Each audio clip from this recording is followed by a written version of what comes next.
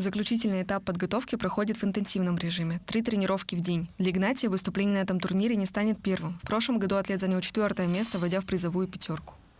В этом году я рассчитываю тоже попасть в призы, но в этом году юбилейный турнир и международный. Пригласили зарубежных атлетов, чемпиона Ирана, из Англии приедет парень, и ребята с высокого уровня, из Казахстана приедут ребята. Поэтому в этом году будет еще жестче и еще интереснее.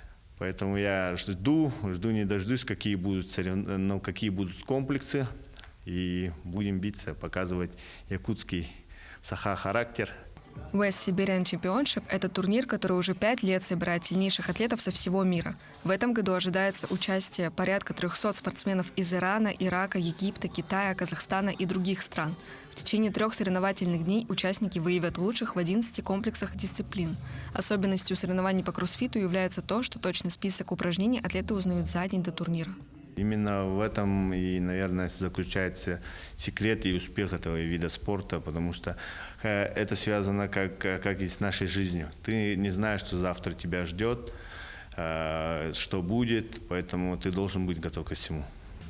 Кроссфит как вид спорта был зарегистрирован в 2000 году. В Якутию он пришел в 2015. С тех пор в Якутске регулярно проводятся соревнования, а число занимающихся продолжает расти.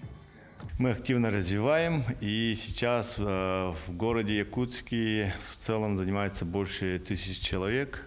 Работают 4 клуба. Профессионально занимаются человек 10, и в любительском уровне человек 50, наверное. Участие Игнатия Чумчоева в West Siberian Championship, несомненно, привлечет внимание к кроссфиту в Якутии и станет стимулом для дальнейшего развития этого вида спорта. Турнир пройдет с 25 по 27 июля в Тюмени. Анастасия Пуляева, Семен Семенов, Якутск.